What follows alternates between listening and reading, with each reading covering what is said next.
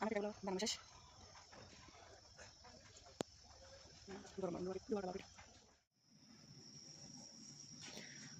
Hello guys, আসসালামু আলাইকুম। সবাই কেমন আছেন? আশা করি সবাই ভালো আছেন। আলহামদুলিল্লাহ আমিও ভালো আছি। তো আজকে হচ্ছে আমি ভাপা পিঠা বানাবো। ভাপা পিঠার জন্য আমি নতুন চালের গুঁড়ি নিয়েছি। এগুলো হচ্ছে ঘরের চাল, এই মেশিনে করে আনছে আর কি, রোদে শুকায় ধুয়ে তারপর ব্লেন্ড করে নিছি। এখানে আমার 1 কেজি মতো চালের গুঁড়ি আছে। তো লবণটা দেখে শুনে দিবেন। শুকনো চালের গুঁড়ির সাথে লবণ ভালো করে মিক্স করে ফেলবো।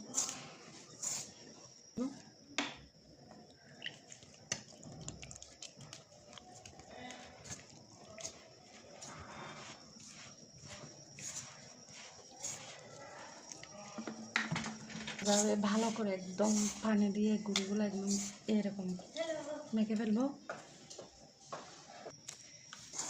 তো আমার মিক্স করা শেষ। সেই পর্যায়ে দেখেন এরকম আপনাদের মাখার পরে এরকম হাতে নিয়ে দেখবেন হয়েছে কিনা। আমি সারা রাত রেখে দিও ঢাকনা দিয়ে মেখে এরকম। হচ্ছে যে আমি সকালবেলা বানানোর জন্য চলে আসলাম। আগে চালের গুলাকে হচ্ছে একটা ঝাঁকার মধ্যে নিয়ে ছেলে নেব।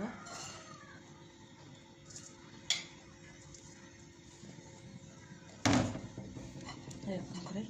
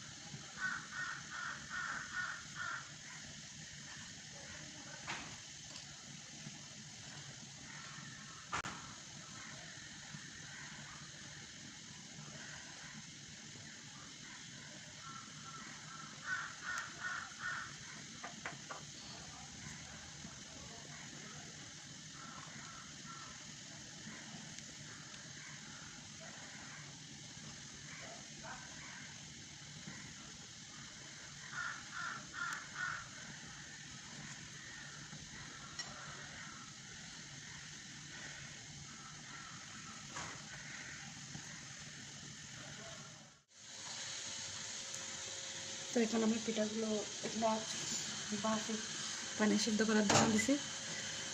এখানে পিঠাগুলো দিয়ে দেবো।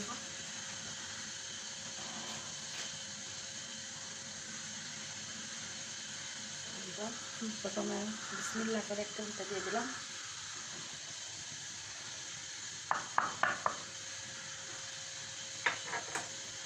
দেখেন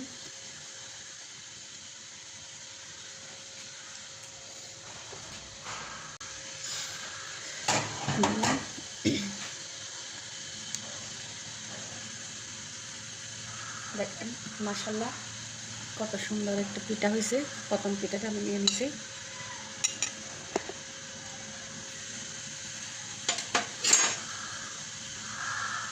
এখন আমি আর একটা পিঠা দিয়ে দিব।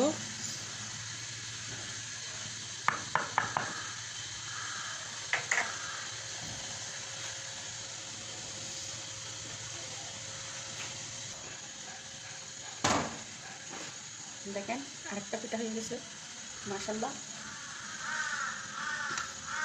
তো আমি হচ্ছে যে সবগুলো পিঠা এরকম করে বানিয়ে নিয়েছি।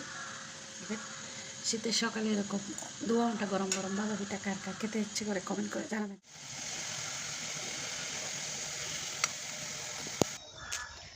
আমার পিঠাগুলো বানানো শেষ।